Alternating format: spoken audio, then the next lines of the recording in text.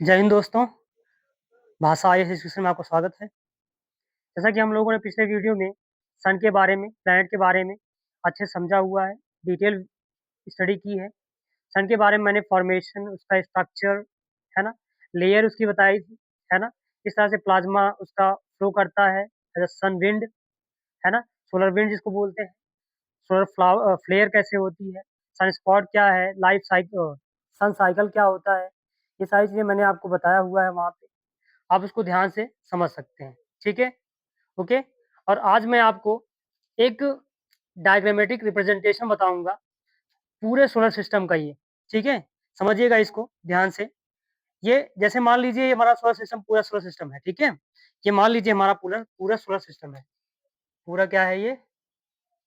हमारा solar system है। पूरा सोलर सिस्टम है।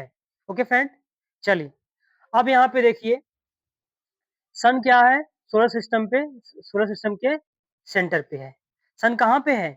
सोलर सिस्टम के सेंटर पे है। ओके? क्लियर है इतना? चलिए, अब ये जो सन है, इन सभी को क्या करता है? एक ग्रेविटेशनल पुल के द्वारा, है ना? By gravitational pull, it binds, it gives a fixed shape, है ना? It maintains the shape of whole solar system. How? Due to the gravitational pull. ठीक है? चलिए, अब मैं आपको समझाता हूँ। यहाँ पे देखिए मैंने लिखा हुआ है ये इनर प्लैनेट्स, है ना? And outer planets. तो फ्रेंड जो इनर प्लैनेट है, जो सन से अगर आप देखें, जैसे मरकरी, वीनस, अर्थ, मार्स, ठीक है? ओके? यहाँ पे देखिए Jupiter, Saturn, Uranus, Neptune. Okay? अब ये बताइए, ये जो मैं डॉटेड लाइन से मैंने ये सर्कल बनाया हुआ है, एक्लिप्स बनाया हुआ है, सॉरी एक्लिप्स नहीं, एलिप्स बनाया है ना? एलिप्स बनाया हुआ है, ये देख रहे हैं आप? इलिप्टिकल पाथ बनाया हुआ है, जहाँ पे कुछ आप डॉटेड लाइन से देख रहे हैं। तो ये रॉकी ऑब्जेक्ट्स हैं, ठीक है? इनको बोला जाता है फ्रेंड एस्टेरॉयड बेल्ट। क्या है ये? Asteroid belts. आज हम लोग इन्हीं के बारे में पढ़ेंगे, ठीक है? ये एस्टेरॉयड बेल्ट हो गया, इसके अंदर इनर प्लैनेट्स, इसके बाहर आउटर प्लैनेट्स। और आगे जाएँगे तो आप देख रहे हो डॉटेड लाइन और देख रहे होंगे ना यहाँ पे, डॉटेड एक स्ट्रक्चर इस तरह से। ये क्या है फ्रेंड? कुइपर बेल्ट है। क्या क्या है? कुइपर बेल्ट है, ठीक है? यहीं पे आपको प्लूटो मिल जाएगा, इरिस मिल जाएगा, मेक मिल जाएगा। ये सारे ड्वार्फ प्लैनेट्स हैं। अभी मैं आपको जब आपको बताऊँगा प्लूटो के बारे में, तो वहीं पे सारी चीज़ें डिस्कस करूँगा और वो भी अच्छे से आपको डिटेल में समझ में आएँगी, ठीक? चलिए, इसके और बाहर जब जाएँगे हम, तो हमें मिलेगा इनर ऊड क्लाउड और फिर ऐसे ही आउटर ऊड क्लाउड, यानी ये क्या है? ये पूरा का पूरा ऊड क्लाउड है,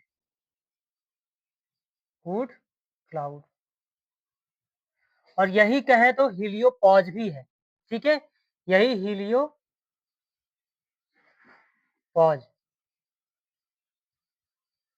यहाँ पे देखें तो हीलियोपॉज यही है, ठीक है? इसके बियॉन्ड आप जाएँगे तो सोलर सिस्टम से बाहर निकल जाएँगे। Okay dear friend?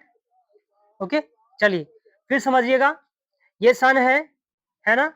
अब इसके सन से दूर जाते जाएँगे हम, तो मरकरी, वीनस, अर्थ, मार्स मिलेगा।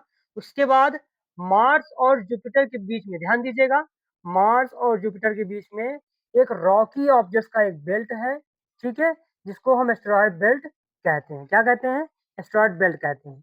फिर आउटर प्लैनेट्स को आप पार करोगे, तो फिर यहाँ पे देख रहे हो ना नेपच्यून, और जब नेपच्यून के बाहर जाओगे उसको बोलते हैं ट्रांस नेपच्यूनियन रीजन। क्या बोलते हैं? Trans Neptunian region. जैसे हम लोग पढ़ेंगे फिजियोग्राफी ऑफ इंडिया में ट्रांस हिमालयाज रेंजेज, है ना? तो हिमालयाज रेंजेज है, उसके बाद उसके पार जाओगे आप तो ट्रांस हिमालयाज रेंजेज। ऐसे ही नेपच्यून से आप बाहर जाओगे तो ट्रांस नेपच्यूनियन रीजन। तो यहाँ पे आप कुइपर बेल्ट के बारे में पढ़ोगे, इसी में आप पढ़ोगे प्लूटो के बारे में, और भी डॉट प्लैनेट है उसको भी बताऊँगा मैं। और यहाँ पे एरकोथ के बारे में पढ़ोगे, एरोकोथ, ठीक है? क्लियर है? चलिए, अब यहाँ पे देखिए, ये है ऊड क्लाउड। जैसे यहाँ से बाहर आप जाओगे तो ऊड क्लाउड, और फिर यहाँ से आप जैसे ही यहाँ से निकलोगे, यहाँ पे आप जाओगे, बाहर निकल जाओगे बियॉन्ड बियॉन्ड सोलर सिस्टम। ठीक है फ्रेंड?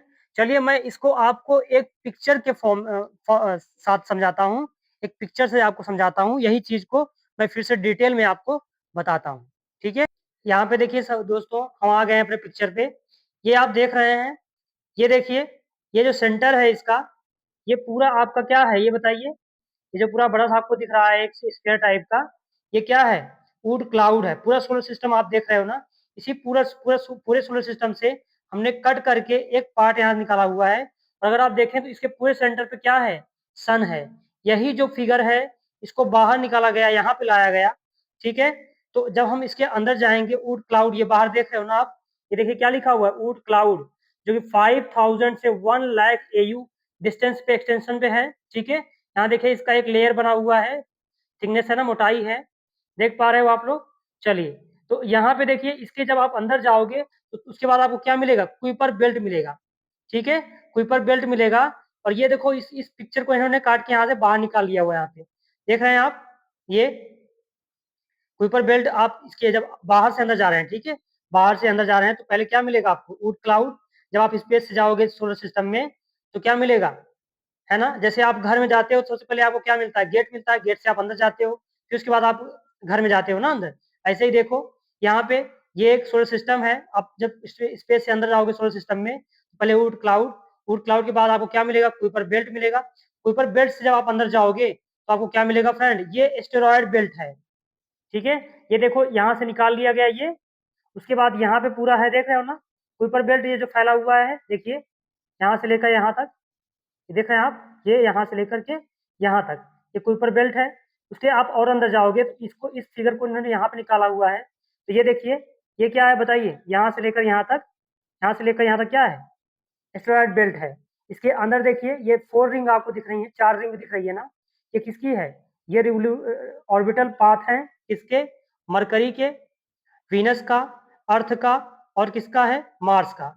और यहाँ पे आप जाओगे तो आप यहाँ से निकल आए ना, यहाँ पे बाकी जुपिटर, सैटर्न, यूरेनस, नेपच्यून का देख पाओगे।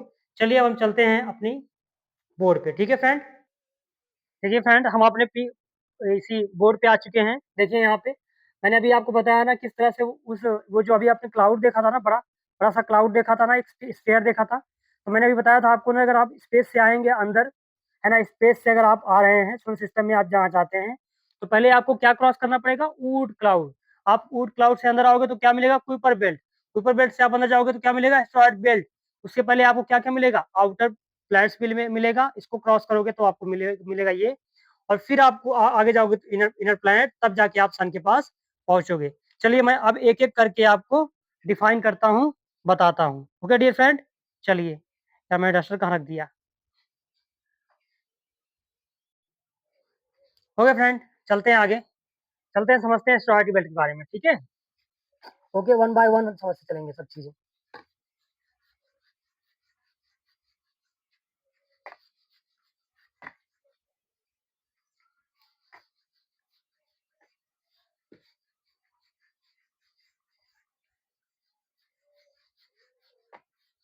चलिए देखते हैं, समझते हैं asteroid belt. First, first is asteroid belt. First क्या है? Asteroid belt. फ्रेंड, इसकी लोकेशन कहाँ है? पहले हम जानते हैं इसका लोकेशन कहाँ है। लोकेशन बताइए कहाँ है? बोलिए। Between, between Mars and Jupiter.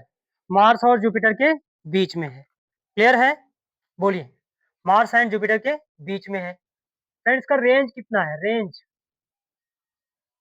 Range around, इसका रेंज है फ्रेंड 1 AU। ठीक है? 1 AU रेंज है इसका। ठीक है? और अगर आप देखें, सन से डिस्टेंस देखें तो, distance from sun, distance from sun तो कितना है? 2.2 AU से 3.2 AU है। ठीक है? चलिए, इतना क्लियर हो गया? बोलिए। अब इसका हम डेफिनेशन समझते हैं। पहचानेंगे कैसे? डेफिनेशन है ना, a asteroid belt, asteroid belt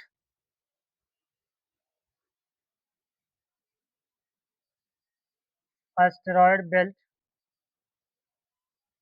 is a region is a region between between the orbits of Mars and Jupiter, Mars and Jupiter, ठीक है, that contains that contains that contains millions of millions of asteroids. Okay friend, चलिए अब देखिए who discovered it,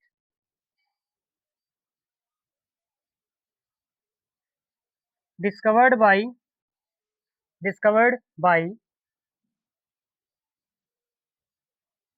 गुसेपी पियाजे,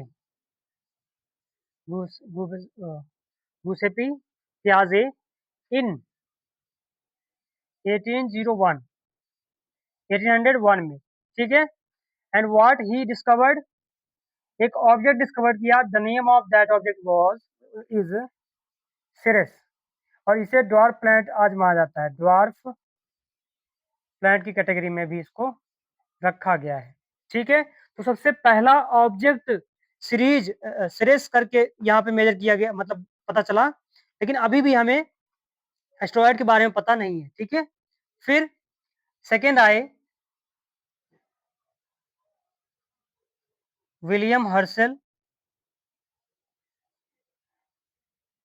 जिन्होंने इन 1802 coined the word asteroid and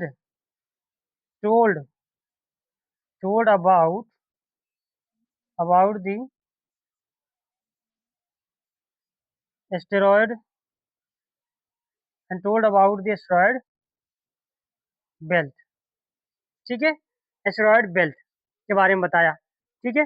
चलिए अभी अब हम और भी एस्टेरॉयड के बारे में समझ लेते हैं, और भी जो एस्टेरॉयड हैं उनके बारे में।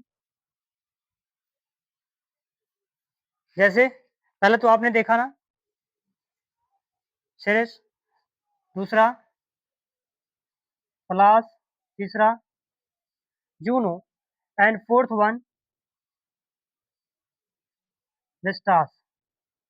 वेस्टास, ठीक है।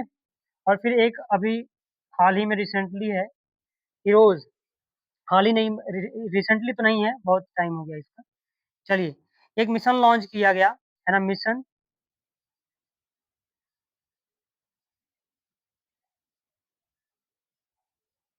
Launched by NASA, let me see कि आप लोग देख पा रहे हैं नहीं, है ना, नासा ने दिख रहा है आपको, ये देखिए नासा ने एक मिशन लॉन्च किया है ना फ्रेंड, उस मिशन का नाम क्या है, ठीक है, सॉरी, यहाँ पे देखिए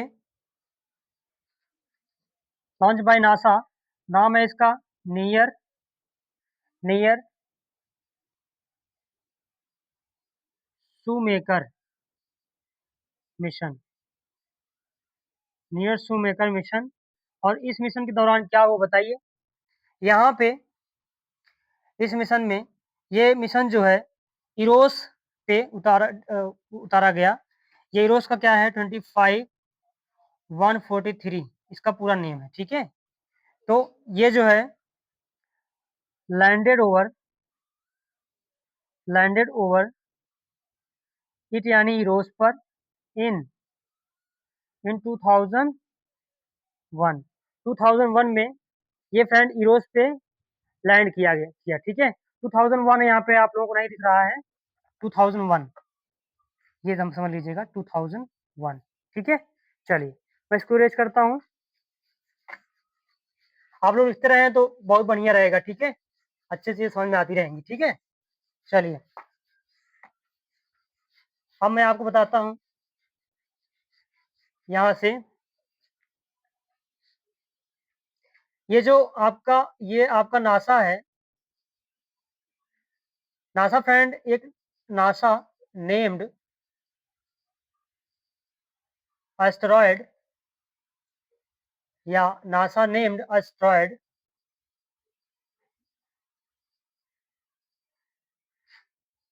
316201 316201 इसका नाम फ्रेंड यही नाम था, ठीक है। 316201 का नाम इन्होंने चेंज करके दिया 316201 मलाला। ये फ्रेंड मलाला कौन है? तो ये जो मलाला है फ्रेंड, थोड़ी सी बात करते हैं मलाला के बारे में। तो ये जो मलाला है ये पाकिस्तानी एक्टिविस्ट हैं। ये पाकिस्तानी एक्टिविस्ट हैं। इन्होंने क्या किया है ना, इनका नाम है मलाला यूसुफज़ई, है ना। इन्होंने फ्रेंड, जब मैं यहाँ पे कुछ बताता हूँ उसके बाद आपको बताता हूँ, ठीक है। ये जो नासा है, ये नासा के जो साइंटिस्ट थे उन्होंने 316201 को का नाम 316201 मलाला नाम दिया। इन्हीं मलाला यूसुफज़ई के नाम पे रखा इसको, ठीक है। क्योंकि ये एक्टिविस्ट हैं, पाकिस्तानी एक्टिविस्ट। ये जो है फ्रेंड, ये गर्ल इस एजुकेशन के लिए गर्ल एजुकेशन को प्रमोट करती है।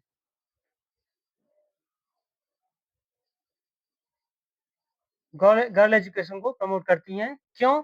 देखिए यहाँ पे क्या हुआ कि इन 2012 2012 में तालिबान हुआ, ठीक है। अटैक हुआ, यहाँ पे देखिए ये 2012 में तालिबानियों ने अटैक किया, ठीक है, पाकिस्तान पे। और स्वात वैली में इनका जो एरिया है, मलाला यूसुफज़ई का, ये जहाँ पे लोग रहते थे, इनका जो विलेज है वो स्वात वैली में है, ठीक है। तो इन्होंने क्या किया, वहीं पे ये अपना प्रोटेस्ट करती थी। ये लड़कियों के लिए जो है, स्टूडेंट के लिए, है ना, गर्ल स्टूडेंट के लिए प्रोटेस्ट करती थी कि उनको अच्छी एजुकेशन मिलना चाहिए, ठीक है। तो इनकी एज कितने साल की थी? 15 ईयर्स की थी ये, ठीक है फ्रेंड। अभी आप यहाँ देखें तो 2012 में क्या हुआ बताएं? 2012 में अटैक हुआ जिसमें इनको जो है शूट कर दिया गया, ठीक है।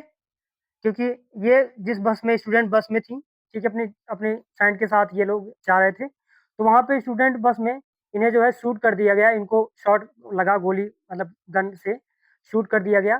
तो ये फिर इन्हें क्या किया गया, यूके में ले गए, ठीक है। इनको यूनाइटेड किंगडम में इनको ले गए और यहाँ पे इनका मेडिकेशन हुआ, क्योंकि इनका इलाज हुआ, ट्रीटमेंट हुआ। ट्रीटमेंट के बाद ये सर्वाइव कर पाई और फिर इन्होंने जो एजुकेशन कैंपेन ये चला रही थी, education campaign campaign education campaign, है ना, कंटिन्यू किया, ठीक है। एजुकेशन कैंपेन को इन्होंने कंटिन्यू वहीं से जारी रखा, ओके। तो ये इन 2014 में इनको नोबेल पीस प्राइज अवार्ड मिला, कहाँ पे? यूनाइटेड नेशन में, ठीक है। तो यहाँ पे देखिए इन्होंने जो प्रयास किया महिलाओं के लिए, लड़कियों के लिए, पढ़ाई के लिए, बहुत इन्होंने अथक प्रयास किया, बहुत मेहनत की, ताकि जो ये तालिबानी अटैक हुआ जब, तो इन लड़कियों के एजुकेशन पे बैन कर दिया गया, कि इन्होंने कहा कि लड़कियां नहीं पढ़ सकती हैं। लेकिन इन्होंने लड़कियों के खिलाफ, जो ना पढ़ाने के खिलाफ इन्होंने क्या किया, आवाज उठाई। और ये ना केवल इन्होंने यहीं पे, बल्कि पूरे ग्लोबल यानी कि पूरे वर्ल्ड में इन्होंने अपनी पहचान बनाई कि यहाँ पे इन्होंने बोला कि गर्ल्स शुड बी स्टडीड, है ना? लड़कियों लड़कियों को पढ़ा होना चाहिए। इन्होंने बनाया बनाया girls girls has right to study, है ना?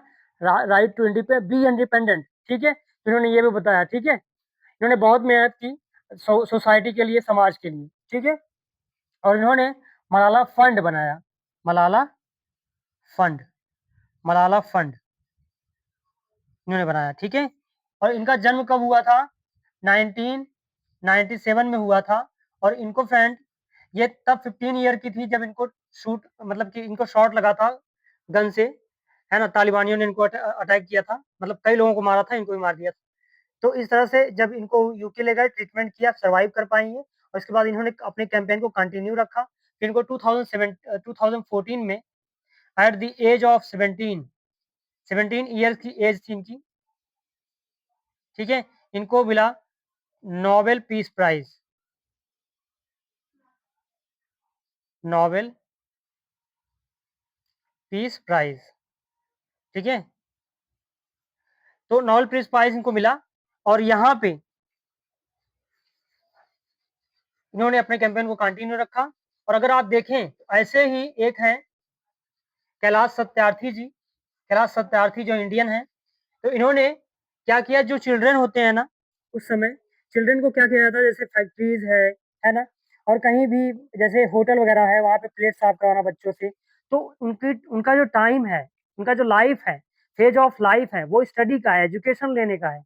लेकिन वहाँ पे लोग क्या करा रहे हैं, उनको जबरदस्ती काम करवा रहे हैं, मेहनत करवा रहे हैं उनसे, ठीक है? तो इस वजह से इन्होंने, कैलाश सत्यार्थी ने उसके अगेंस्ट में काम करना शुरू किया, ठीक है? कैलाश सत्यार्थी ने एक आंदोलन स्टार्ट किया फ्रेंड, बचपन बचाओ आंदोलन इन्होंने शुरू किया कि जो बच्चे हैं, जो छोटे हैं अभी, उनका बचपन है कि वो खेलें, है ना?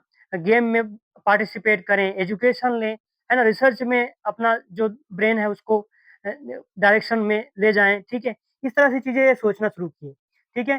तो फ्रेंड ये है, ये लोगों इन लोगों ने हार नहीं मानी, मेहनत करते रहे और अंतिम में इनको क्या हुआ, रिज़ल्ट मिला। अगर आप देखें तो इन्होंने ये जो मूवमेंट है, आप देखें तो ये ग्लोबल मार्च अगेंस्ट चाइल्ड लेबर को स्टार्ट किया इन्होंने। ग्लोबल मार्च अगेंस्ट चिल्ड्रन लेबर, कि बच्चों को जो लेबर बनाया जा रहा है, उसके अगेंस्ट इन्होंने एक मार्च शुरू की, आंदोलन शुरू किया। और कब किया था? 1990s में, है ना? और इनको नोबेल प्राइज़ कब मिला? 2014 में मिला। सोचो कितना लंबा समय इन्होंने वेट किया, है ना? एक पेशेंस रखा। ऐसे ही हमें स्टडी में भी पेशेंस रखना पड़ेगा, तब जाके हम सफल हो पाते हैं, ठीक है? तो कहते हैं कि हद में रहकर कभी कामयाबी नहीं मिलती है। फ्रेंड, हद में रहकर कभी कामयाबी नहीं मिलती है। जीत के लिए जीत के लिए आपको सारी हदें पार करनी पड़ती है, ठीक है? तो अगर आपको जीतना है, तो आपको जो आपकी लिमिटेशन है, उसको आप पार करिए। क्योंकि इन्होंने सोसाइटी के जो नॉर्म्स थे, ओल्ड नॉर्म्स थे, जो पुराने जो नियम थे, उनको तोड़ने के लिए एक बड़ा स्टेप उठाया। एक बहुत बड़े अगेंस्ट प्रोटेस्ट इन्होंने स्टार्ट किया, है ना? तो इस तरह से है, इन्होंने हद पार कर दी कामयाबी के लिए। पूरा अपना जीवन झोंक दिया, पूरा अपना लाइफ, पूरा करियर उसमें डाल दिया, तब जाके इन्होंने एक नया बदलाव लाया, ठीक है? चलिए, तो पढ़ते रहिए। ओके फ्रेंड, चलिए आगे चलते हैं, हम नेक्स्ट समझते हैं। एक फ्रेंड हायाबुसा है मिशन, हायाबुसा मिशन, जापान इसको लॉन्च करता है। हू लॉन्च्ड इट? Japan, okay. तो फ्रेंड ये मिशन कहाँ जाता है? ये मिशन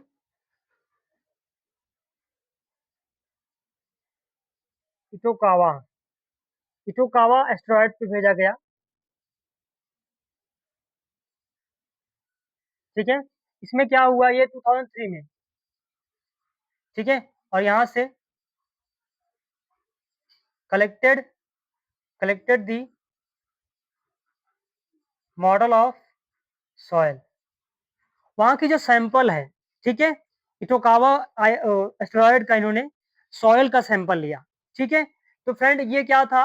ये जो हायाबुसा मिशन था, इसमें रोबोटिक इसके हैंड थे, रोबोटिक सिस्टम था। इसने अपने आप से ही उसको एक्सट्रैक्ट किया, मिट्टी को निकाला, ठीक है, सॉइल को निकाला, कलेक्ट किया और वापस आ गया। ठीक है, चलिए अब हम आगे समझते हैं यहाँ से। ठीक है, चलिए अब यहाँ से मैं आपको एक चीज बताता हूँ, और वो क्या है फ्रेंड, यहाँ देखिए, जैसे आपने एक घटना सुनी होगी, इवेंट आपने सुना होगा, है ना, जो आज से 65 million years ago, 65 million years ago एक एस्टेरॉयड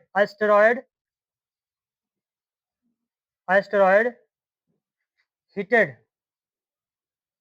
हिटेड दी अर्थ हिटेड दी अर्थ। एक एस्टेरॉयड ने क्या किया, अर्थ को हिट किया।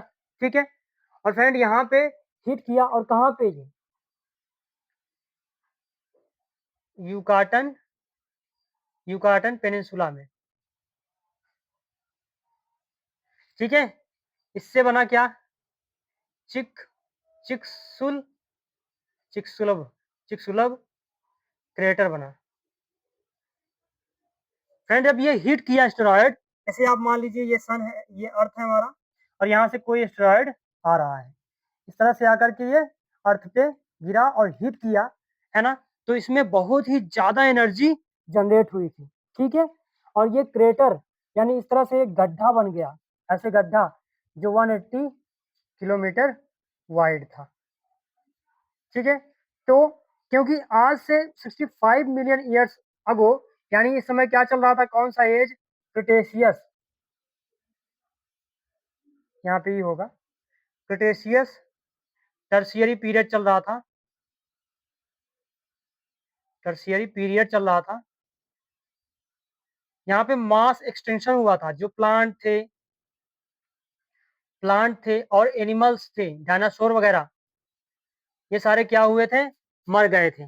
ठीक है, तो क्योंकि अब दोबारा जो है एस्टेरॉयड ना आए और इस तरह से टकराए ना, इसके वजह से हमने, यानी नासा ने एक मिशन बनाया, एक मिशन लॉन्च किया, जिसका नाम है फ्रेंड डार्ट। क्या नाम है उसका,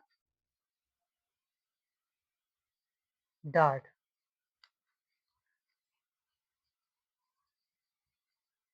double asteroid redirection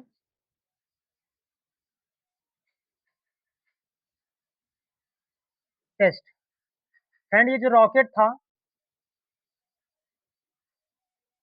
space x falcon 9 से, ठीक है, इसका जो एम था फ्रेंड, और ये first planetary first planetary defence system है। ठीक है, ओके फ्रेंड, मैं थोड़ा सा इसमें इंक भर देता हूँ। ठीक है, उसके बाद ओके फ्रेंड देखिए, फर्स्ट प्लानिटरी डिफेंस टेस्ट, ये फर्स्ट प्लानिटरी डिफेंस टेस्ट है। ठीक है, तो यहाँ पे क्या हुआ, अगर आप देखें तो ये डीमॉर्फोज एक है, एस्टेरॉयड डीमॉर्फोज है ना, ये क्या है, आई small asteroid that that orbits orbits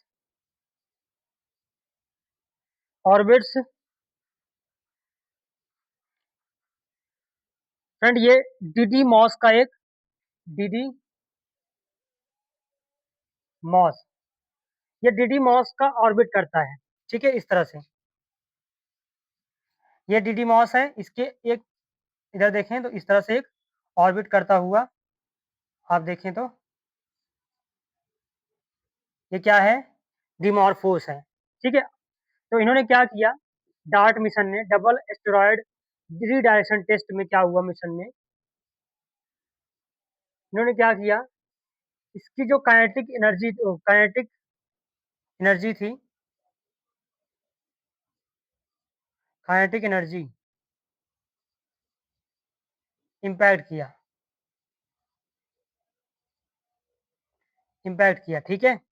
और इन्होंने सक्सेसफुली इसको डाइवर्ट किया, ठीक है। दे दे डाइवर्टेड इट, इसको डिमॉर्फोस को दे डाइवर्टेड इट सक्सेसफुली,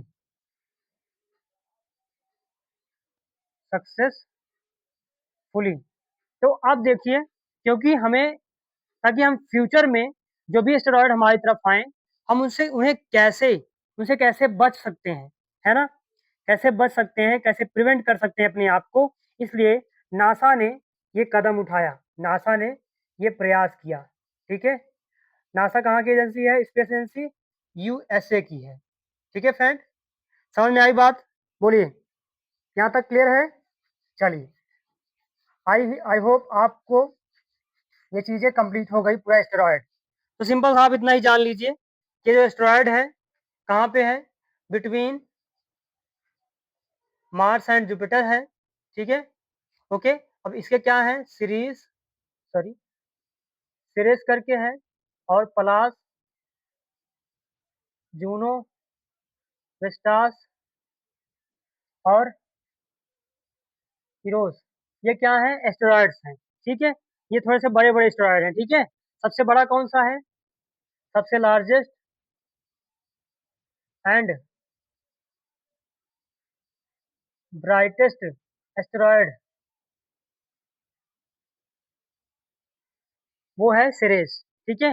इसकी अपनी, है ना, ये रिफ्लेक्ट करता है लाइट, चमकता है, चमकीला भी है, इसलिए हम इसको डॉर्क प्लैनेट में रखते हैं, है ना।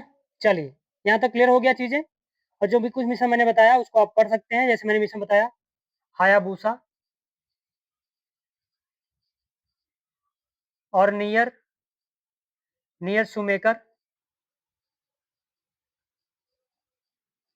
और डार्ट, ये तीन बताया ना, ठीक है। बता दिया, उसको आप अभी लिखवाया था, उसको पढ़ लीजिएगा, ठीक है। चलिए, अब हम चलते हैं, समझते हैं प्लूटो के बारे में। एस्ट्रॉयड मैंने बता दिया, ठीक है, एस्ट्रॉयड बेल्ट पूरा बता दिया। अब हम चलते हैं, समझते हैं प्लूटो के बारे में।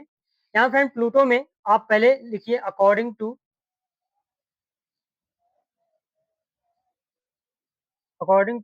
इंटरनेशनल एस्ट्रोनॉमिकल यूनियन इन 2006, इन्होंने क्या किया, है ना, दे या हाँ, a group of a group of scientist a group of scientists accepted accepted to be ousted to be ousted the to be ousted the Pluto from the category of category of planets। कि भाई देखो, हम planets की category से Pluto को बाहर कर देंगे, ठीक है। क्यों फ्रेंड? क्योंकि ये 248 ईयर्स में रिवोल्यूशन करता है, ठीक है।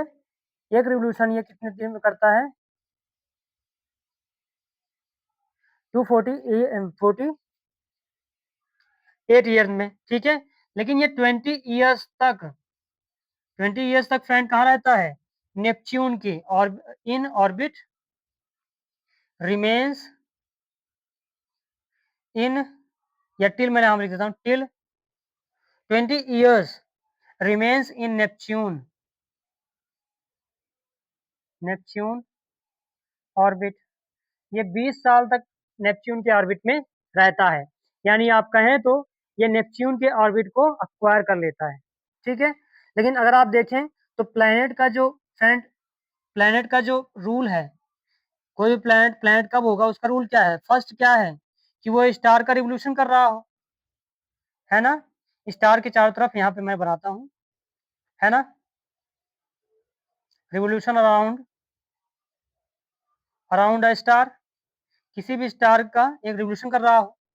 दूसरा क्या है कि उसका मास इतना हो, एनफ मास हो जिससे वो राउंड शेप ले सके, राउंड शेप ले सके। तीसरा क्या है ना, ये पूरी तरह से अपने ऑर्बिट को, है ना, क्लियर्ड द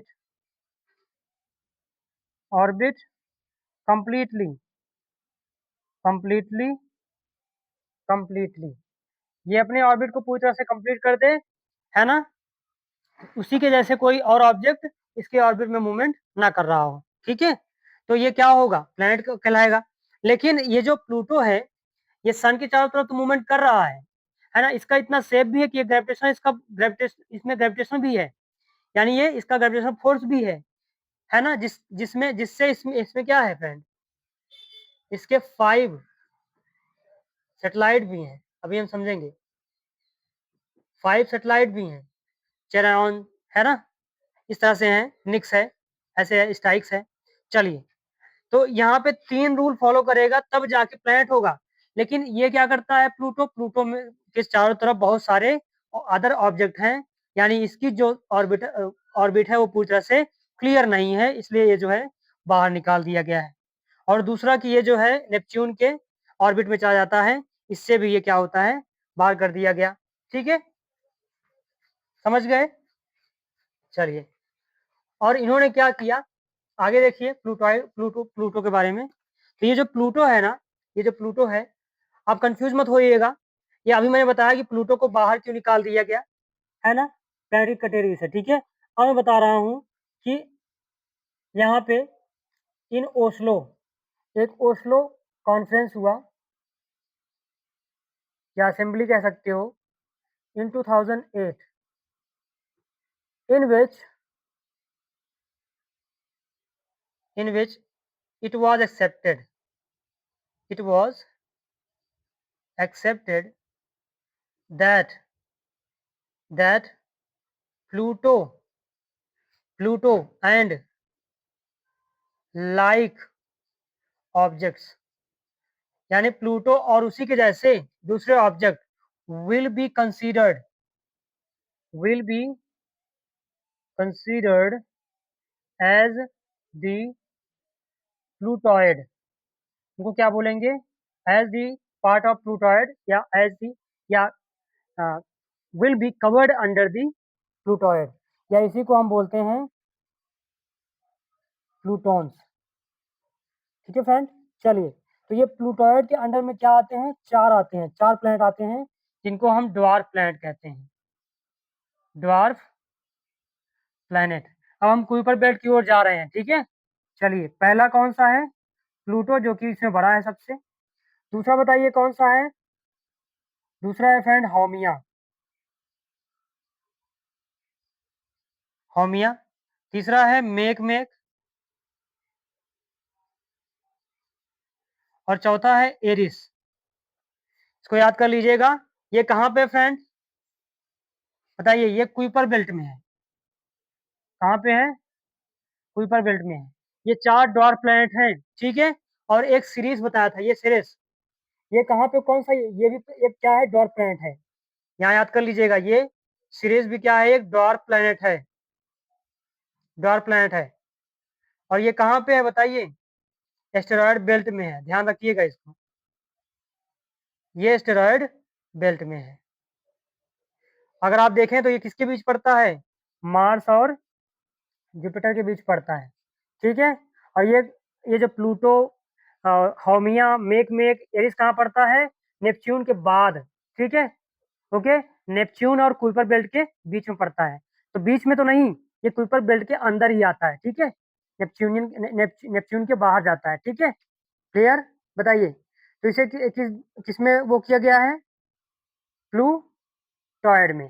ठीक है, और इन्होंने एक न्यू टर्म दिया और बोला क्या, इन्होंने बोला कि जो हमारा जो सन है और जो प्लैनेट्स हैं, ठीक है, सन और प्लैनेट को छोड़ करके जितने भी ऑब्जेक्ट हैं, उनको इन्होंने बोला कि हम कवर करेंगे small solar system small solar system objects में, है ना? जिसमें इन्होंने बताया कि भाई एस्टेरॉयड भी आएगा, इसको मैंने पढ़ा दिया है आपको।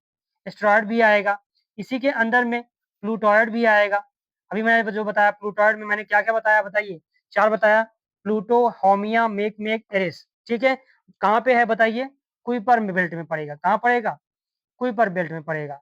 और जो भी इस तरह के प्लैनेट में डॉट प्लैनेट की तरह आएँगे, वो सारे के सारे बाद में रिसर्च होगी, जो नए-नए, न्यू-न्यू डॉट प्लैनेट आएँगे, वो कहाँ जाएँगे? प्लूटॉइड में ही जाएँगे। किसके according to? According to IAU, ठीक है? ओके? International Astronomical union. और इसका जो है फ्रेंड जॉइन किया इंडिया ने, कब जॉइन किया बताइए? 1948 में। और ना केवल जॉइन किया बल्कि यहाँ के जो ऑफ़िशियल बड़ी-बड़ी जो पोस्ट हैं, है ना? जो डिसीज़न मेकिंग पोस्ट हैं, उस पर भी हमारे इंडियन हैं, ठीक है? ओके? चलिए, यहाँ तक का क्लियर है? बताइए। ये प्लूटॉइड हो गया, जो कुइपर बेल्ट में आएगा, ठीक है? और इसी में मेटेओर को भी रखा गया, मेटेरॉइड मेटेरॉइड को रखा गया, कॉमेट्स को रखा गया, और वुड क्लाउड को भी हम इसी में कवर करते हैं फ्रेंड।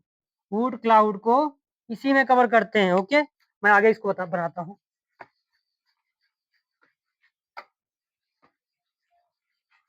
हो गया ना? प्लूटॉइड मैंने बता दिया। चलिए, यहाँ से हम चलते हैं, समझते हैं कुइपर बेल्ट के बारे में।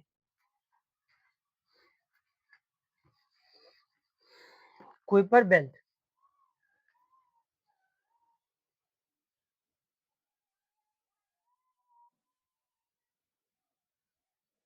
ये कुइपर बेल्ट है, ठीक है? तो अगर यहाँ पे देखें, इस कुइपर बेल्ट के बारे में सबसे पहला जो ओपिनियन दिया था, first opinion opinion was was given by John would. John would ने बताया, ओपिनियन दिया कि ये जो कुइपर बेल्ट है ना? पहले मतलब एक इवोल्यूशन टाइप का। तो फ्रेंड आपने कॉमेट देखा होगा, कॉमेट, अभी मैं बताऊँगा, कॉमेट, है ना? तो मैं कॉमेट भी बता देता हूँ इसी में, बता दूँ क्या कॉमेट? चलिए, कॉमेट बता देता हूँ, ठीक है? कॉमेट, समझ लेते हैं कॉमेट इसके साथ में। ये कॉमेट क्या है friend?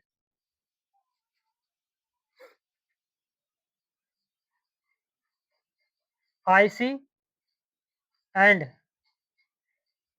snowballs snowballs like object which revolve around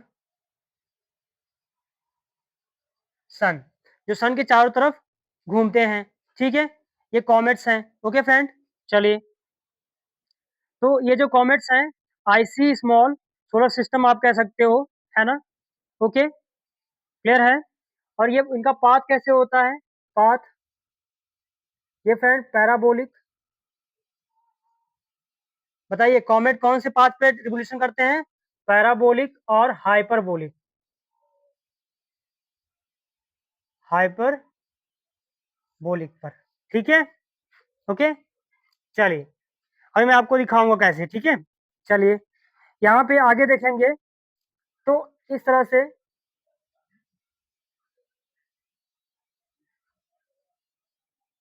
short period comets होते हैं। ये फ्रेंड शॉर्ट पीरियड कॉमेट्स जो होते हैं, इफ इट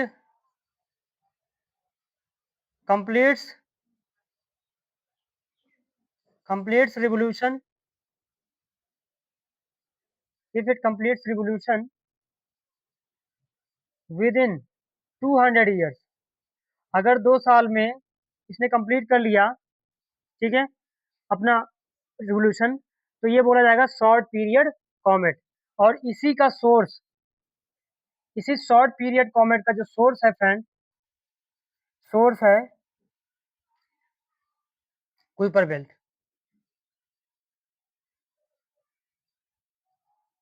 कुइपर बेल्ट क्या है? इसका सोर्स है। इसीलिए मैंने कुकर बेल्ट के बारे पहले ये बताया कॉमेट्स। ठीक है? चलिए, अब ये कॉमेट होते कैसे हैं, ये समझते हैं। इस तरह का आपने ऐसे ये, ठीक है? ये समझिए।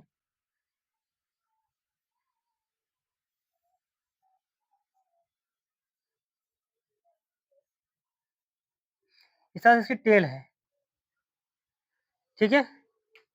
ये मान लीजिए, हाँ, चलिए ठीक है। देखिए, इसका फ्रेंड एक न्यूक्लियस है,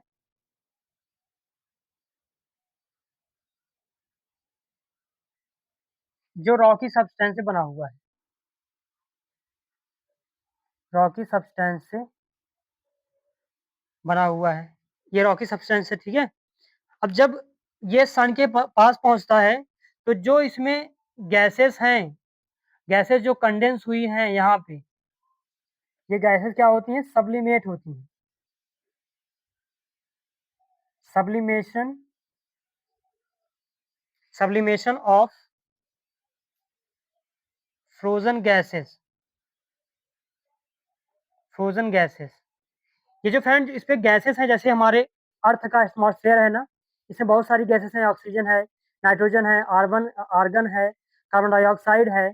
इस तरह से बहुत सारी गैसेस हैं, हाइड्रोजन, हीलियम है। तो इस तरह से है, ठीक है? तो अब अगर मान लीजिए, जब अगर अर्थ बहुत दूर होता, हैबिटेबल जोन में नहीं होता, बहुत दूर होता, जिस तरह से ये आप देख पा रहे हैं, तो ये फ्रेंड आपका लगभग 40, ये बहुत ही दूर चला जाता है। कुइपर बेल्ट कहाँ है जानते हैं आप? 30 AU के पास है। तो ये 30 टू 40 AU तक जाके उतना दूर चला जाता है। तो ये बहुत ही ठंडा हो जाता है, टेम्परेचर इसका बहुत डाउन हो जाता है, जिससे सारी गैसेस क्या होती हैं? कंडेंस कर करके कंडेंस हो जाती हैं। कंडेंस का मतलब क्या है? यानी जो जम जाती हैं गैसें, जम करके इसके पूरे सरफेस पे इकट्ठा हो जाती हैं, ठीक है? और जैसे आज हमने देखा, हमारे अर्थ के नॉर्थ पोल पे आइस जमी हुई है ना, बर्फ जमा हुआ है ना, ठीक है? और नॉर्थ में अंटार्कटिका पे देखें तो पूरा बर्फ जमा हुआ है, क्योंकि वहां पे सनलाइट नहीं पहुंच पाती है। जबकि देखिए तो कितना सन से दूर है, वन वन AU है ना, लेकिन वो तो 30 AU तक है भाई। 30 से 40 गुना AU ज़्यादा है, तब भी, तब देखिए क्या होगा? पूरा बर्फ, जितना गैस होता है, पूरा पूरा का पूरा जो एटमॉस्फेयर होता है उसका जम जाता है, पूरा एटमॉस्फेयर जम जाता है। जैसे हमारी अर्थ का एटमॉस्फेयर हम देख पा रहे हैं ना, लेकिन अगर वहाँ पे हो तब हम लोग उसी में चिपक जाएँगे, जम जाएँगे उसी के साथ में, ठीक है? जब दूर चला जाएगा। लेकिन जब पास आता है, तब क्या होता है? ये फैल जाता है एटमॉस्फेयर, और फिर इसका एटमॉस्फेयर विजिबल होने लगता है। यानी जो अभी तक जमी जो अ, गैसेस थी, वो तुरंत सब्लिमेट कर जाती हैं, यानी जस्ट चेंज होती हैं गैसेस में, यानी सॉलिड से गैसेस में चेंज होना। यानी सब्लिमेशन क्या है? सब्लिमेशन एक प्रोसेस है friend, process process through through solid converts into converts into gases directly. Generally क्या होता है, कोई सॉलिड है, उसको आप गर्म करेंगे तो मेल्ट होकर के लिक्विड में बदलेगा, फिर लिक्विड जो है गर्म होगा, उसके बाद वो गैस बनेगा। लेकिन जैसे आपने देखा होगा कपूर, कपूर आपने देखा होगा कैम्फर, जिसको क्या बोलते हैं? कैम्फर। आपने देखा होगा कैम्फर क्या करता है, जब आप जलाते हैं कपूर, जो आप आरती करते होंगे, आपने कपूर देखा होगा ना जलाते हुए, है ना? तो जब कपूर हम जलाते हैं तो वो डायरेक्ट जलता है और गैस बन जाता है, गैस में बन जाता है, ठीक है? जलते हुए गैस में बन जाता है, लिक्विड नहीं बनता है, ठीक है फ्रेंड? कि भाई लिक्विड में चेंज हो, इस तरह से नहीं होता है। क्लियर है यहाँ तक? ऐसे ही इसमें होता है। चलिए, मैं आपको बताता हूँ। देखिए, ये जो आप देख रहे हैं, ये इसका न्यूक्लियस है। मैं यहाँ लिख देता हूँ न्यूक्लियस, इसका न्यूक्लियस है। इसके चारों तरफ जो आप इसका एटमॉस्फेयर देख रहे हैं, इसको बोलते हैं कोमा। क्या बोलते हैं? कोमा, ठीक है? कोमा बोलते हैं। और यहाँ पे जो आप ये देख रहे हो ना, टेल, ये डस्ट टेल है, डस्ट टेल है, ठीक है? जैसे मान लीजिए यहाँ पे सन है, सन क्या है? यहाँ पे है। ये सन बहुत बड़ा है, बहुत छोटा है, ठीक है? ये मत सोचिएगा कि ये बहुत बड़ा है, ये सन से कई गुना छोटा है, ठीक है? ओके, मिलियंस ऑफ टाइम्स ये छोटा है, ठीक है? ध्यान रखिएगा इसको। चलिए, यहाँ पे देखिए, ये जो टेल है, डस्ट टेल है, ठीक है, डस्ट टेल है। जब ये ऐसे आके जैसे ऐसे जाएगा ना, यहाँ से इस तरह चारों तरफ मूवमेंट करेगा ना सन के, ऐसे करेगा ना मूवमेंट, ऐसे आ रहा है इधर से, ऐसे मूवमेंट करेगा। और मैं फिगर में दिखाऊंगा आपको, यहाँ से ऐसे आएगा, ऐसे मूवमेंट करते हुए आएगा, ऐसे मूवमेंट करता हुआ जाएगा। तो यहाँ पे क्या होगा, ये जो सन है, यहाँ से क्या निकल रही है friend, magnetic field, magnetic field निकल रही है। और यहाँ से सन विंड यानी सोलर विंड निकल रही है।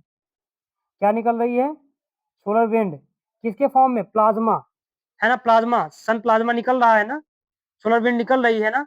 और यहाँ पे देख रहे हैं जो मैग्नेटिक फील्ड है, इस पे प्रेशर डालेगी, प्रेशर। तो इससे क्या होगा, जो ऊपर का यहाँ पे जो अभी तक फ्रोजन था, जब फ्रोजन था तो एक बॉल की तरह था, लेकिन जब गर्म गर्म हुआ तो जो गैसेस अभी क्या थी, जमी हुई थी, वो तुरंत ही पिघल गई और गैस बन गई। तो ये क्या हुआ, बाहर की ओर निकलने लगी, ठीक है ना। क्योंकि यहाँ पे देखिए, ये जो आपकी इस तरह से जा रही हैं सन की, जो आप देख रहे हो ना, ये मैग्नेटिक फील्ड है ना, मैग्नेटिक फील्ड इस तरह से है ना सन की। तो मैग्नेटिक फील्ड ने क्या किया, इसको इसको फैला दिया इधर की ओर।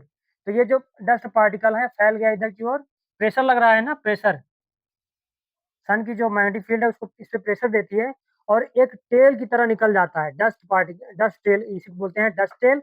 और एक पतला सा, अगर मान लीजिए सन यहाँ पे है ना, इसके यहाँ पे एक निकलेगा, एक पतली सी निकलेगी टेल, एक पतली टेल होगी, ये भी एक पतली टेल होगी। ये टेल किसकी होगी, आयन की होगी। किसकी टेल होगी फ्रेंड, आयन की टेल होगी।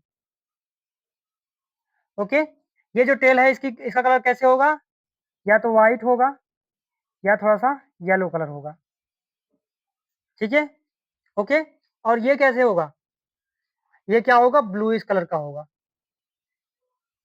कौन, आयरन टेल, क्यों, क्योंकि ये जो आप देख रहे हो सन से प्लाज्मा जो निकल रहा है, वो क्या है, वो क्या है, वो है charged plasma, charged plasma, plasma है। और ये क्या है, ये गैसेस हैं, जो आयन है गैसेस का उससे। और जब ये लड़ते हैं, इससे रिएक्शन करते हैं, स्पार्क होता है, और यहाँ पे क्या होता है, ब्लू लाइट दिखती है, ब्लूइश दिखता है, क्योंकि इसका टेम्परेचर ज्यादा होता है। और ये डस्ट पार्टिकल हैं जो रिफ्लेक्ट कर रहे हैं लाइट को, ये भी रिफ्लेक्ट ही करता है। और यहाँ पे रिएक्शन भी, जैसे अभी आपने देखा था ना, उसमें मैग्नेटिक फील्ड, अर्थ की मैग्नेटिक फील्ड और सन की मैग्नेटिक फील्ड इंटरेक्ट करती है जब, तो क्या होता है, अरोरा होता है, ये बताया था ना मैंने। वैसे ही ये भी तरह से दिखता है, लाइट यहाँ पे दिखती है, ठीक है, क्लियर है। चलिए मैं आपको बताता हूँ फिगर से, ठीक है। ओके फ्रेंड, ये समझते हैं, देखिए यहाँ पे आप देख पा रहे हैं, ये देखिए हैली कॉमेट है, ठीक है। तो मैं ब्राइटनेस बढ़ाता हूँ इसको थोड़ा सा, ब्राइटनेस तो बढ़ा हुआ है यार। देखिए ये, समझिए, देखिए ये सन है, देख रहे हैं आप, मरकरी, वीनस और अर्थ, मार्स, यहाँ देखिए जुपिटर है, बाकी ऐसे ही है। ये देखिए आपका जो ऑर्बिट ये दिख रहा है ना, ये ऑर्बिट आप देख पा रहे हैं, ये ऑर्बिट को बताइए, इस ऑर्बिट को आप देख पा रहे हैं, ये ऑर्बिट आप देख पा रहे हैं, ये देखिए, ये ऑर्बिट, ये ऑर्बिट आप जो देख रहे हैं, ये कौन सा ऑर्बिट है, ये कॉमेट हेलीज ऑर्बिट है, ठीक है। ये देखिए इस तरह से, है ना, ये इस तरह से मूवमेंट कर रहा है ना। तो यहाँ पे देखिए, आगे मैं दिखाता हूँ आपको, ये देखिए, यही है कॉमेट, ये देखिए, ये जो आप देख रहे हो ना टेल, डस्ट टेल है, जो भी बताया था मैंने, ये डस्ट टेल है, देख रहे हो आप, हल्का येलो कलर दिख रही है ना आपको। और इधर देखिए ब्लू कलर का, देखो ब्लू कलर दिख रहा है, नहीं दिख रहा है, बोलो, ये गैस टेल है, ठीक है। और ये देखिए सन कहाँ पे है, सन यहाँ पे है, सन देख रहे हो ना, सन ये है, सन के जस्ट अपोजिट ही रहेगा ये, क्योंकि ये बहुत ही हैवी नहीं होती ना, बहुत ये थोड़ा सा मास इसका कम होता है, क्योंकि ये गैसेस हैं और ये डस्ट पार्टिकल है, तो ये भारी होंगे, तो इस पे जो सन का प्रेशर है वो कम पड़ता है। और यहाँ पे देखें तो डायरेक्ट अपोजिट रहती है, ठीक है।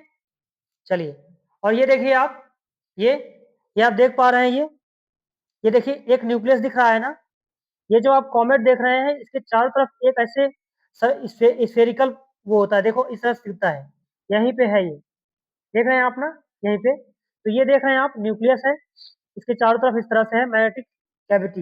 ये देखिए इसका, ये जो सन है, ये मैं इसका मैग्नेटिक कैविटी, इस तरह देखो, ये मैग्नेटिक फील्ड सन की, मैग्नेटिक फील्ड देख रही है ना आपको सन की, है कि नहीं। तो यहाँ पे ये क्या करती है, प्रेशर जनरेट करती है, जिससे जो आपका इसके पास पास जो थे अभी तक डस्ट पार्टिकल पीछे की ओर जाने लगते हैं, इसी मैग्नेटिक फील्ड को फॉलो करते हैं, पीछे की ओर जाते हैं, क्योंकि प्रेशर अप्लाई होता है, जिससे ये पीछे की ओर एक टेल से निकल जाती है। ठीक है, टेल से निकल जाती है। और अब देखें तो गैसेस का भी एक टेल होता है, यहाँ जैसे यहाँ पे देख सकते हैं, ये गैसेस का टेल होता है। क्लियर है? चलिए, ओके, हो गया कंप्लीट। चलिए, ओके फ्रेंड, यहाँ समझते हैं। ये हेली कॉमेट है। हेली कॉमेट फ्रेंड हर साल, हर 76 ईयर्स के बाद आपको दिखता है। सबसे पहली बार हमने इसको 1986 में देखा था, और अब हम दोबारा जब इसको देखेंगे 2062 में देखेंगे। ठीक है, क्लियर है? चलिए, एक और यहाँ पे आप देखेंगे तो 21 और 26, ठीक है, 21 26 में आप देखोगे एक न्यू आता है, आएगा स्विफ्टल, स्विफ्टल कॉमेट, है ना, Swift Tuttle comet will pass will pass near the earth, earth के पास से निकलेगा। ठीक है, क्लियर है? बोलिए। चलिए, हेली कॉमेट बता दिया। फिर ऐसे ही एक है स्वासमैन वॉचमैन कॉमेट, जो हर 16 ईयर्स के बाद दिखता है। ओटेरमा कॉमेट 18 ईयर्स के बाद दिखता है। ठीक है, ऐसे ही आप याद कर लीजिएगा। हेली कॉमेट है, स्वासमैन वॉचमैन कॉमेट है, ओटेरमा कॉमेट है, और अभी मैंने आपको फिगर बना करके बताया था, इस तरह से बनाया था, और इस तरह से इसकी टेल होती है ना। एक टेल होती है इसकी डस्ट टेल होती है, एक गैस टेल होती है, बीच में यहाँ पे इसका न्यूक्लियस होता है, और जो इधर का जो आप देख रहे हो एटमॉस्फेयर जो होता है, एटमॉस्फेयर आप देख रहे हो इसका, इसी को बोलते हैं कोमा। ठीक है, अब ये जब सन के पास आता है, यानी जब ये लगभग सन के 2 AU के पास रहता है, 2 AU आ जाता है, यानी अर्थ और सन के बीच डिस्टेंस जो है वो दुगना दूर पे रहता है। जब 2 टाइम्स AU रहता है, तब ये विजिबल होने लगता है, दिखने लगता है। उससे पहले क्या होता है, ये कोल्ड रहता है, कोल्ड, ठंडा रहता है ना, क्योंकि जो लाइट है, सन की जो सन विंड है, सोलर विंड है, वो ज्यादातर, है ना, ज्यादातर अगर आप देखें तो नेपच्यून तक ही वो जो परफेक्टली जो इन्फ्लुएंस करती है, अच्छा से जो इन्फ्लुएंस करती है, वो यहीं तक है। बाकी अगर आप देखें तो यूरेनस को देखो कितना ठंडा है, नेपच्यून को देखिए कितना ठंडा है, कुइपर बेल्ट में पूरा आइस जमा हुआ है, वुड क्लाउड भी पूरी तरह से आइसी है। ठीक है, क्योंकि जो सन का इन्फ्लुएंस हीट है, वहां तक इतना एम्पल अमाउंट में नहीं जा पाता है, जिससे वो क्या हो, उसमें टेम्परेचर उसका कम हो सके। ठीक है, तो यहाँ पे क्या होता है, जब ये दूर से आ जाता है, देखिए, कि जब दूर से आ जाता है ना, इस तरह से मूवमेंट करते हुए, जैसे ये सन है ना, सन से दूर जाएगा ना, ऐसे ऐसे मूवमेंट करते हुए, है ना। तो जब यहाँ पे पहुंचेगा फ्रेंड, मान लीजिए ये इसकी है एक डस्ट टेल है, ये मान लीजिए DT मैं लिखता हूँ, डस्ट टेल, और ये जो है आपकी गैस टेल है, हमेशा इसके अपोजिट रहेगा। मान लीजिए यहाँ आ गया, तब ये आपकी हो जाएगी डस्ट टेल, और ये कौन सी होगी बताइए, ये वाली कौन सी होगी, ये हो जाएगी गैस टेल। यहाँ आ गया, तब यहाँ पे आपका इधर की ओर होगी डस्ट टेल, और इधर हो जाएगी गैस टेल। ठीक है, ऐसे ही और आगे बढ़ेगा, तब यहाँ देखिए, इधर हो जाएगी आपकी डस्ट टेल, और यहाँ से देखोगे ऐसे हो जाएगी गैस टेल। और जब आगे जाएगा तो इसमें जो है ये सर्कुलर पाथ, सर्कुलर हो जाएगा, डिसअपियर हो जाएगा, दिखना ही बंद हो जाएगा, क्योंकि जो लाइट का रिफ्लेक्शन था, इसमें तो खुद की लाइट तो है नहीं, इसमें भाई लाइट नहीं है, लेकिन जब ये पास आता है सन के, तो जो इसमें डस्ट पार्टिकल हैं, जो आइस पार्टिकल हैं, जो गैसेस हैं, उनसे सन की लाइट रिफ्लेक्ट होती है, और जो रिफ्लेक्शन होता है वही हमको दिखता है। क्लियर है? इसीलिए, और एक देखोगे तो एक स्ट्रेच, स्ट्रेच इसके जो डस्ट पार्टिकल है पीछे की ओर स्ट्रेच आते हैं, क्यों? क्योंकि जो सन विंड्स है, जो मैग्नेटिक फील्ड है, उस पर प्रेशर लगाती है, जिससे वो पीछे की ओर लंबा सा खिंच जाते हैं, ऐसा लगता है कि कोई पूंछ, उसकी पूंछ होती है ऐसी। तो ये जो फ्रेंड, इसको जो जो इसकी आप पूंछ देख रहे हो, जो इसकी टेल देख रहे हो, कितनी लंबी होती है आप बताइए? ये मिलियंस ऑफ किलोमीटर होती है, millions of kilometres, millions of kilometres होती है। ठीक है, मिलियंस ऑफ किलोमीटर्स होती है, बहुत लंबी होती है। ठीक है, मिलियंस ऑफ किलोमीटर्स होती है। ठीक, चलिए, ओके, इरेज करूं मैं इसको, हो गया। चलिए, अब मैं थोड़ा सा आपको एक और बात बता देता हूं। अभी जो 3 न्यू इंटरस्टेलर कॉमेट हैं, इंटरस्टेलर क्या है? कॉमेट्स हैं। ये फ्रेंड इंटरस्टेलर का मतलब क्या होता है? जो हमारे सोलर सिस्टम से बाहर से चीजें आ रही हैं। इंटरस्टेलर का मतलब होता है, जैसे आप इंटरनेशनल बोलते हो ना, तो दो नेशन, ठीक है। इंटर स्टेट बोलते हो तो दो स्टेट के बीच में इंटर स्टेट, ठीक है। ऐसे ही ये जो इंटरस्टेलर कॉमेट्स हैं, ये दूसरे स्टार के, हो सकता है कि दूसरे सोलर प्लैनेट जैसे अपना है, ऐसे ही सोलर प्लैनेट से वहां का एक ऑब्जेक्ट हमारे सोलर सिस्टम में आया है, कॉमेट, एज अ कॉमेट, ठीक है। ओके, हो सकता है फिर आगे भी ये आए बहुत लंबे समय के बाद, बहुत ही दूर से, क्योंकि इसका जो पाथ होता है पैराबोलिक होता है, ये इसका पाथ इलिप्टिकल नहीं होता है, ठीक है। चलिए, तो जैसे मान लीजिए पहला है जिसका लिखा है 1I, फर्स्ट इंटरस्टेलर कॉमेट। क्या नाम है इसका? पहले वाले का नाम भाई है, मुझे अभी याद नहीं आ रहा है यार। हाँ, पहले वाले का नाम है, हाँ याद आ गया, ये है मुआ मुआ, मुआ मुआ। ये देखा गया 2017 में। देखिए दूसरा 2I है ना, बोरिसो, ठीक है, क्लियर है, 2019 में देखा गया। और एक है 3I एटलस, इसे कब देखा गया बताइए? 2025 जुलाई में, जुलाई में 2025 में देखा गया। और फ्रेंड इसका जो स्केप वेलोसिटी है ना, जो स्केप वेलोसिटी है सोलर सिस्टम की स्केप वेलोसिटी से ज्यादा है, ठीक है। जितना सोलर सिस्टम की स्केप वेलोसिटी चाहिए उससे कई गुना ज्यादा है। इससे क्या होगा, ये सन के बगल से आसानी से बाहर निकल जाएगा, यानी सोलर सिस्टम से ये बाहर निकल जाएगा, ठीक है। ये सोलर सिस्टम में फिर से वापस सन का नहीं आएगा, हो सकता है आगे आके फिर से करे, बहुत सालों के बाद हो सकता है, जिस तरह से आपका हेलिकॉमेट करता है 76 साल बाद, लेकिन ये सोलर सिस्टम के अंदर ही रहता है। लेकिन ये क्या करेगा, बाहर निकल जाएगा सोलर सिस्टम से, ऊट क्लाउड को भी पार कर जाएगा। क्लियर है? ये तीनों की बात मैंने बता दी, समझ गए इस बात को? नाम आप योग लिख लीजिए, आप लोग नाम लिख लीजिए और याद कर लीजिएगा। क्लियर? चलिए, अब मैं आपको बताता हूं यहां से कुइपर बेल्ट के बारे में थोड़ा सा बता दूं। देखिए, अब इन्होंने क्या किया, जान ऊट ने तो सिर्फ गेस किया था कि भाई ये हो सकता है कि 50,000 एयू से दूर से एक कोई क्लाउड हो, एक वास्ट क्लाउड हो कोई। इन्होंने बोला कि हो सकता है कि कोई वास्ट क्लाउड हो और वहीं से कॉमेट निकल के आ रहे हों, वहीं से कॉमेट जो डस्ट पार्टिकल वहां से जो ऑब्जेक्ट है वो निकल के आ रहे हों और हमारा सन जो है उनको खींच रहा हो, ठीक है, ग्रेविटी उसको खींच रही हो। लेकिन फिर आए जिरार्ड जिरार्ड कुइपर, इन्होंने बताया ऐसा नहीं है ना, ये near by near by by Neptune है, ये नेपच्यून के पास ही है। मतलब इन्होंने बोला कि इसका रेंज लगभग 30 एयू से लेकर के 50 एयू तक है। 30,000 एयू की जरूरत नहीं है, वो तो बहुत दूर है। यहीं से आपका यही these are the sources of short short period comet है। ये क्या है? शॉर्ट पीरियड कॉमेट है। चलिए, अब मैं यहां से क्लियर हो गया फ्रेंड। चलिए, एक है एरोकॉथ ऑब्जेक्ट, इसके बारे में थोड़ा सा मैं बता देता हूँ। ये एरोकॉथ ऑब्जेक्ट जो है फ्रेंड,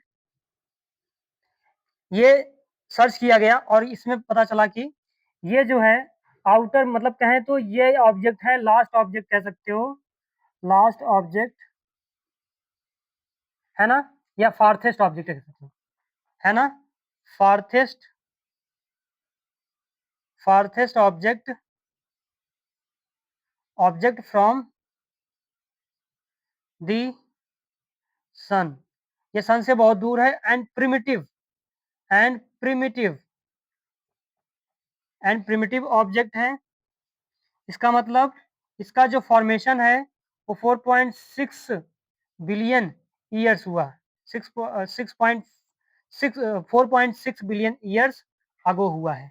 इसका मतलब अगर हम इसकी स्टडी करें तो हमें पता चल जाएगा कि उस समय यानी जो नेबुला था जिससे सन, प्लैनेट और बाकी कुइपर बेल्ट वगैरह सारे बने, उस समय उसका क्या एज थी, क्या स्ट्रक्चर था, क्या उसका कंस्ट्रक्शन था, किस तरह से क्या उसमें चेंजेस हुए जिसके कारण से हमारा सन बना, प्लैनेट बना, किस तरह से वो ये सारा पूरा सोलर सिस्टम इवॉल्व हुआ। ठीक है, और इससे हम और भी चीजें समझ सकते हैं, यूनिवर्स के बारे में भी समझ सकते हैं। क्लियर बात है? बोलिए। ठीक है, तो ये एरकोथ ऑब्जेक्ट क्लियर, जो कि कुइपर बेल्ट के लास्ट यानी बाहर है, कुइपर बेल्ट के बाहर है। ठीक है, चलिए यहां तक हो गया ना। तो who gave this Kuiper belt? तो जेरार्ड कुइपर ने दिया और इसे एक्सेप्ट किया गया 1980 में। ठीक है, चलिए यहां तक का हो गया। अब मैं बताता हूं आपको क्या, मैं ऊट क्लाउड के बारे में आपको बताता हूं। ऊट क्लाउड, ऊट क्लाउड ये क्या है friend? You can say a cloud, a cloud, a cloud which is made of made up of which is made of which is made of icy, rocky and dust particles। क्योंकि friend a cloud which is made of icy, rocky and dust particles, ठीक है, ये है आपका इस तरह से, जैसे मैंने बताया था, ये सन है, ये एस्टेरॉयड बेल्ट है, कुइपर बेल्ट है, इसके बाहर क्या है आपका ऊट क्लाउड है। यहाँ से क्या आते हैं फ्रेंड? ये है sources of long period comets. यहाँ से इस तरह से कॉमेट आते हैं, सन ये है ना, इस तरह से मूवमेंट करते हैं। लेकिन जो शॉर्ट कॉमेट्स होते हैं वो यहाँ से ऐसे, ये देख रहे हो कुइपर बेल्ट ऐसे आते हैं, ऐसे करते रहते हैं।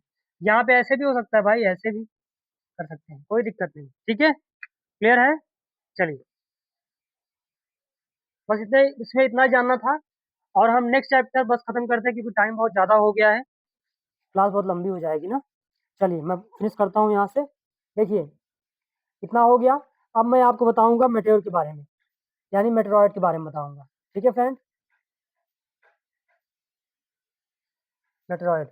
Okay, thank you so much, आपने अब इस वीडियो को इतना टाइम दिया और इतने अच्छे ध्यान से आपने समझा, और आप मेरा सारे वीडियो को अच्छे से देख रहे हैं। Thank you so much my dear friend. I hope आपने जो भी चीज़ें मैंने बताया आपको चीज़ें समझ में आई होंगी। ठीक है, मैं आपको कल जो है पढ़ाऊंगा जब, तो मैं आपको मेटेरॉयड बताऊंगा और एक टेबल बताऊंगा जिसका नाम है टोरिनो, टोरिनो स्केल। इसको बताने के बाद मैं आपको मून के बारे में बताऊंगा और जल्दी से खत्म हो जाएगा। ठीक है, क्लियर है? आई होप आपने अच्छे से समझा होगा, और अगर जो भी चीज़ें नहीं समझ में आई होंगी कमेंट बॉक्स में मुझे क्लियर बताइए क्या चीज़ नहीं समझ में आई। ठीक है, क्या चीज़ आपको नहीं समझ में आई, जो भी नहीं समझ में आई है प्लीज़ मुझे बताएं, कोई दिक्कत नहीं है, मेरे साथ डिस्कशन करें, है ना। चलिए let's off the class. Okay, thank you so much. Please friend subscribe my channel and share करिए, like it. Okay, thank you so much. जय हिंद फ्रेंड्स।